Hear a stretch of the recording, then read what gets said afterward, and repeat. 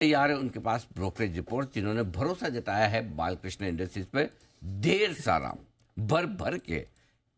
क्यों कुशल, क्या हुआ? सबको पसंद आ रहा है? सबसे पहले तो ये बताएं कि क्यों है इतना भरोसा? सर, भरोसे की काफ़ी बड़ी वजहें हैं, जिसमें इनफैक्ट आप देखिए तो पिछले 2 दिनों में जिस तरह से बीकेटी में 13% तक का दमदार उछाल आता हुआ दिखा है, आज ही क्लियर कट बड़ी आउट परफॉर्मेंस यहाँ पर देखने को मिली है। इसमें सबसे बड़ी वजह है अनुमान से बेहतर साइड पर जो नतीजे आते हुए दिखे हैं, वो एक क्लियर कट आउटलायर के रूप में निकल कर आया है और अपने आप में बहुत ही बेहतरीन परफॉर्मेंस दिखाई है।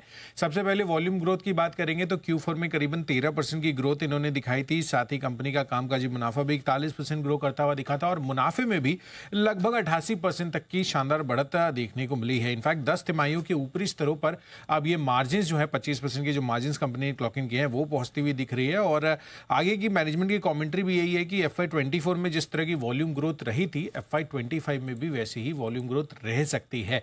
अब इसके पीछे इसकी वजह से जो ब्रोकरेज हाउस है नोमुरा, उनकी तरफ से रेटिंग में बदलाव हुआ है, अपग्रेड कर दिया इन्होंने, रिड्यूस की रेटिंग से सीधा अब खरीदारी की राय देते हुए दिख रहे हैं और लक्ष्य भी 2265 से बढ़ाकर 3230 रुपये कर दिया है।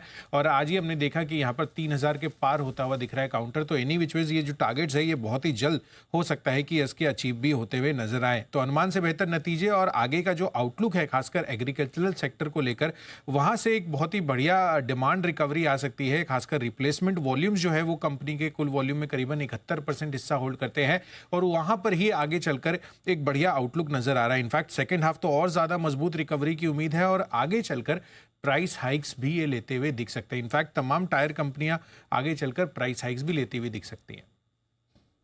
ओके, तो ये है आपके लिए एक्शन। पूरे स्पेस पर फिर इसके क्या मायने हैं? कुछ देखिए, पूरे स्पेस पर इसके मायने दीप सबसे ज़्यादा तो जिस तरह से प्राइस हाइक्स आगे चलकर होने की बात हो रही है, तो ऑब्वियसली कंपनी की जो रियलाइजेशंस है उसमें आपको सुधार आता हुआ दिखेगा और मार्जिन्स जो है वो आगे चलकर कंपनी की और सुधर सकती है, इंक्लूडिंग बालकृष्ण इंडस्ट्रीज। अब यहाँ पर लागत की कीमतें जो बढ़ती हुई नजर आ रही है, उसके कारण से सीएट और साथ ही अपोलो टायर्स, ये दोनों कंपनियां हैं जो जल्द ही प्राइस हाइक्स ले सकती हैं।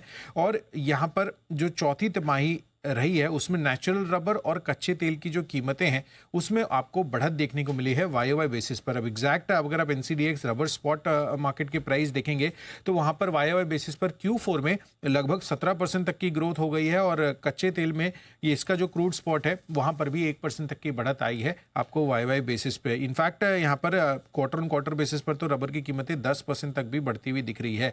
तो स्पॉट की जो कीमतें हैं, खासकर ये जो दोनों मेन कंपोनेंट होते हैं टायर मैन्युफैक्चरिंग में, रबड़ और कच्चा तेल, उसकी वजह से यहाँ पर आगे चलकर एक बड़ी बढ़त हो सकती है और लागत की जो कीमतें हैं वो Q1 यानी कि मौजूदा जो अभी क्वार्टर चल रहा है 4 से 5% बढ़ने की उम्मीद है, जिस कारण से यहाँ पर इनको भी प्राइस हाइक्स लेना होगा, अदरवाइज मार्जिन सफर करती हुई नजर आएंगी। तो यहाँ पर प्राइस हाइक्स ये लेने की तैयारी में है तो मार्जिन इंटैक्ट रहेंगे, तो ये भी एक दूसरा बड़ा ट्रिगर है तमाम टायर कंपनियों के लिए आगे आने वाले समय में।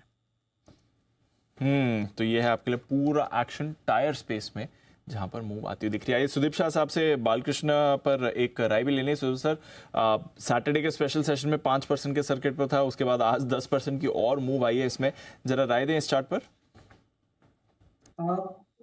दीपांशु, जो हिसाब से स्टॉक पे एक ब्रेकआउट आया है और ब्रेकआउट आने से पहले स्टॉक सितंबर 2021 से लेके इनफैक्ट अब ये 2.5-3 हो गए कि स्टॉक 2800 और 2200 के रेंज के बीच में कंसोलिडेट कर रहा था और हर बार कंसोलिडेशन में आपके टॉप्स तो ये 2700-2600 के आसपास बन रहे थे, बट जो बॉटम्स थे वो राइजिंग बॉटम्स थे। तो एक ये जैसे ही ये ब्रेकआउट आया है तो सिमिलर एक पैटर्न हमने अक्टूबर 2018 और जुलाई 2020 के बीच में भी देखा था, वहां पे भी सिमिलर ब्रेकआउट आया था और वहां पे स्टॉक तकरीबन 1300 रुपए से एक तरफा चला था 2700-2800 तक।